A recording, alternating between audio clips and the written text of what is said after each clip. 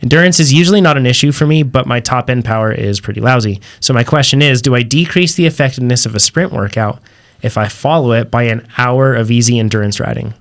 For example, if I did an hour workout such as Fuji, which is basically, which Tucker is bringing that up right now so you can see it on the screen. But breaking it down to show you what it really is it's 20-second hard starts basically to these intervals. Yeah. And then from there, it basically goes into... Well, they're 20-second sprints, really. Right. Yeah, not hard starts because you're settling into recovery afterward. Yep. And then the intensity thereafter is at 65%, and you do that for 3 minutes. And then there's a whole batch of those guys that you have to deal with. Mm-hmm. So that's what that workout is. He says, if I did that and they did an extra hour of riding at 60 to 70% after that workout, would I be limiting my ability to adapt to the sprint work? Similarly, if I do a strength session in the gym and follow it by 30 minutes of vigorous walking, still in zone 2, do I limit my adaptations to the strength work? I usually do these workouts with just a serving of protein before and hold off on any carbs until I'm done. If I were to fuel right after the sprint or sprint session, work with a balance of carbs and protein, would that be useful to help start recovery during my easy endurance and limit any negative effects of the endurance work on my sprint work? So there's a number of different questions in here. Chad, which one do you want to tackle first, or how do you want to go about answering this one? Talk about how the sprint workout impacts endurance. Cool. Sounds good. Yeah, so with those, I mean, in particular those, they're loaded into the base phase of the triathlon plans. And, you know, we've gotten this question from probably every triathlete who's looked at that plan. Why do I need to do sprint work?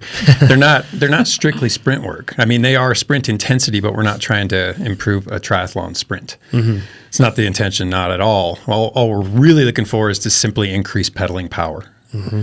So there are things that come with that. For instance, you know, we've talked about time to recruitment before, how quickly you can recruit the fibers. And if you look at it in terms of the Army metaphor I've used in the past, is really how quickly you can rally the troops and direct them at a single objective, right? Mm-hmm. Get everyone ready to roll and aimed at the same task. And though it's not really a focus here, there is some benefit to be derived from this time to recruitment enhancement or occurrence. And then there's motor pattern training.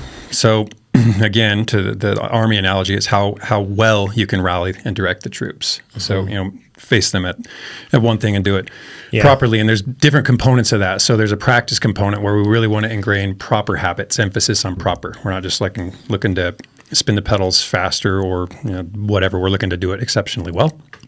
There's a fatigue component. We want to be able to reproduce these proper habits in a fatigue state. And that's particularly relevant with endurance athletes and steady state athletes too, especially actually.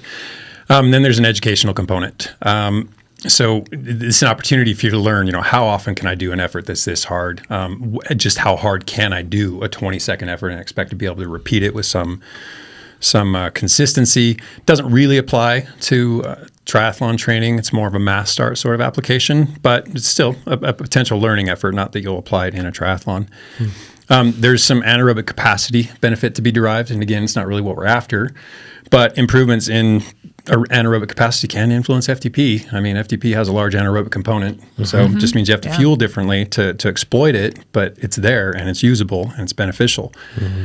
And then, we do want to increase bike-specific leg strength. So this is as close as we're going to get to strength training on a bicycle. It's one of the ways of going about it. And then, so if you think about it, if I can do these 20-second repeats at 500 watts, probably stands to reason I could do 20 10-second repeats at that 500 watts. So then if you lift that, or even 5 30-second repeats at maybe 400 watts, drop it down a bit and extend the duration. So if you lift that 20-second power to, say, from 500 to 600, now it's realistic to think that you can do a bunch of 10-second repeats at 600 watts, a bunch of 30-second repeats down at 500 watts, which used to be your 20-second power. So these are all useful things. And again, may not directly apply them on a triathlon course, but working at a percentage of this new higher ceiling. Well, I think it might apply. I mean, if you have any corners on the course. That's true. And you need to accelerate out of the corner and get up to speed because you're chasing speed there. And then punchy climbs. For sure, punchy climbs. And then we're not even factoring in that some of these races could be draft legal. in which case you're definitely going to rely on then this this stuff. is going to be really important to make selections. Yep. And part of me too, just like because I'm so used to cycling and how like cutthroat it is, even in like full distance and half distance when I'm watching it on the internet and everything else, and I see somebody making a pass, right? They basically enter into the drafting zone and then they make a pass. Passes. Everyone's so kind to each other, like relatively speaking, it seems like I can't help but feel like if somebody was making a pass on me, I'd be like, okay, I'm just going to pick it up a little bit, like That's make illegal. you work a little harder. And triathletes are nice. I know, exactly, But right? They're typically not how long- roadies. Hey, cyclists are nice too. Some of them, yeah. How long would a pass take on like a half distance or to get around? I mean, it depends on how many riders you're going to get around. But let's say you just have to get around a couple riders. So normally, it's not like the Kona coverage where it's everyone's in a line, you're doing this stuff. For everyone else, there's usually waves, or when you're passing people, it's like you're going, it's like when you pass people on the road, right? Who's riding? There's like a 3 or 4 mile per hour speed differential, and you're just going. You don't even like think of it. Like you could, and then 2, you can come up in their draft, so it's way easy. Age groupers, you can go in your draft and just come out and come around. Even like when we do a TT, right? It just happens. Sure. So you're more focused on just your solid power. Yeah. And in a race, I don't think I actually try to never spike up. Even I don't think triathlons really have turn. I think I've done a couple with turnarounds. I haven't never done a big one with turnarounds. I guess Kona has a turnaround. That's a pretty big one. And but it's an even uphill with one. that too, people aren't usually sprinting out of Sure. it. They're just coming back up to speed, thinking about the run. Yeah. Yeah, but part of me, the cyclist, always thinks like, "Oh man," I'd be like, because it's weird how cutthroat we are, us road cyclists. So yeah, Jonathan. sorry, that's weird how just assumes cutthroat I everyone am. else Nothing wrong with being competitive. It's weird how Nothing cutthroat I wrong am. with I it. apologize. So it's probably, even though there isn't like some practical application in terms of them always using this out on the course, it does occur from 1 second to the next. Yeah. But the main goal isn't necessarily to prepare you for that sprint or anything Sprinting, else. not necessarily. No, it's all the types of fitness that come with sprint training. Correct. Yeah. And this isn't legit sprint training, and I'll get to that in a second too. And then, of course, there's the benefit to aerobic capacity, and that's really what we're after with this. And it's really what we're after with just about every workout in the catalog. So if this were a sprint capacity workout and we were just looking to elevate someone's sprint power, their 10-second, 12-second power, that's what we do, 10 and 12-second efforts. They'd be all-out efforts where you empty the tank, regardless of how short it is, whether it's 8 seconds or 15 seconds, everything you've got to just barely last that duration. And then the recoveries would be long. We're talking like 8-10 minutes, so legit long, so that you can do that again and reproduce it. And as soon as you can't reproduce it within a pretty narrow margin, that's it. The workout's over. Yeah. That's not what we're doing here. We're doing these at about 200%. We're doing a heck of a lot of them, and there's not a lot of recovery. It seems like 4 minutes, that's a ton of recovery in between efforts. It's not. It's not. When you look at, you're going, in the case of, I think we're talking about Fuji, that's 9 efforts. That's And then a the lot. progression from that is Mount Tai, which is 10 efforts. I mean, fatigue does happen well before 10, and you still have to gut it out, conjure that 200 watts, do it again on not enough 200%, recovery, yeah. or 200%, do it again on not a lot of recovery. And this makes it, those anaerobic fibers are fatiguing, so the aerobic load, the attention garnered or given to the aerobic system just grows and grows and grows and grows. So this is, again, the focus here is on aerobic power and aerobic adaptation. All those other things may come with it, and they're nice side benefits, but they're not the intention. Right. Like a true sprint athlete who's maybe doing training for sprints on the track, for example, over the course of a 2.5 to 2 hour workout, they may only do 3 or 4 efforts. Yeah, exactly. But they are intense legit focus. efforts. Yeah.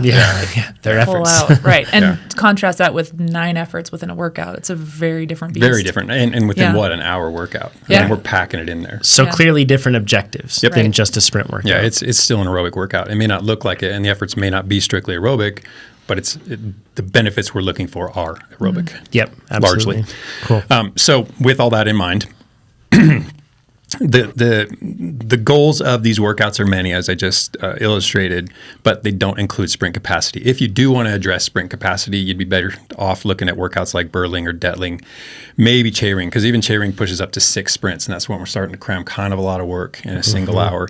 And in those cases, I'd probably drop those into the workout creator and modify them, make those recoveries longer, or just pause the workout for an extra 4 or 5 minutes between each of those sprints. That's assuming you want to make it a true sprint workout. And if sprint capacity were the concern, if you are trying to, even as a triathlete, maybe you race other types of races, if you are trying to improve your sprint capacity and you want to emphasize those sprints, then do it just like you're doing it. Front load the workout with your sprint so the quality's high. So there's no real fatigue creeping into the system. So you can fully exploit your sprint power.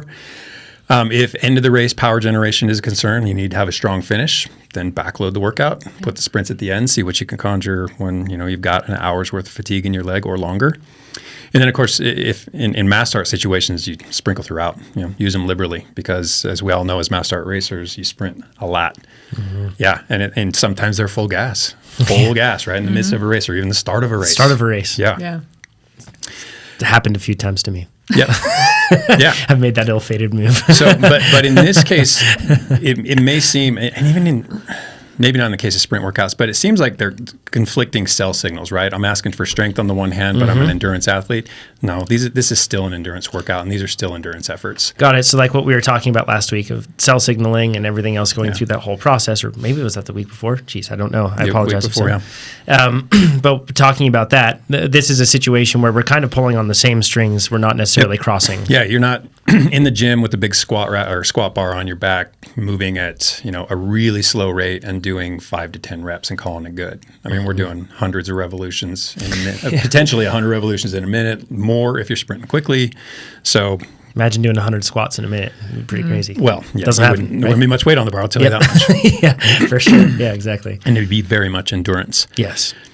So this led us down the path of asking ourselves, with this cross signaling between strength messaging and endurance messaging, where's the cutoff? Where do we know when one is negatively influencing the other? Mm-hmm. We don't know, and I don't know that that's known. These are downstream effects. I mean, you look at how you train, and then you look weeks, even months down the road, and see how that training impacts performance. Mm-hmm. So I don't know if it's something you can really see in real time.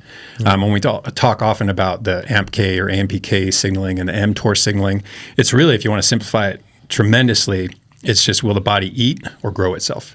Uh-huh. I mean, those are the two messages, and you can see how those would conflict with each other. Catabolic versus anabolic. Exactly. Right. Yeah. So as far as measuring that stuff, I honestly don't know. I'm going to guess it's muscle biopsy, in which case it's not like real-time feedback. It's not something you're going to ever be able to measure what's termed in situ, in location, real time, like with a continuous blood glucose monitor. Right. I don't think we're ever going to have that technology to tell us when we have conflicting signals between endurance adaptation and strength adaptation. Yeah.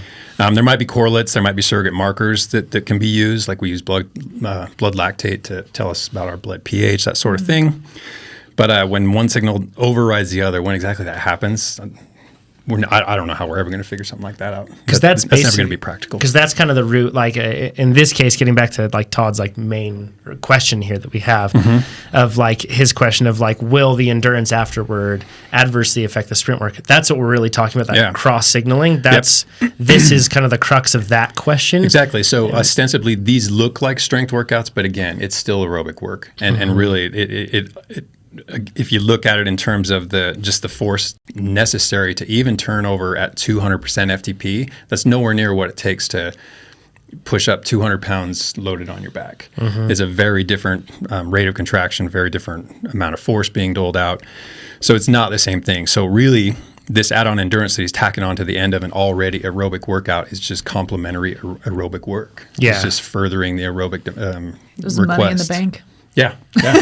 Yeah. Totally. It's it definitely brings to light the I guess the dissonance or the lack of understanding that I've had and that I commonly see too with a lot of athletes, in the sense that they think, when I see something way above that white line of threshold, that how can this possibly be applicable to what I'm trying to achieve? Exactly. Yeah.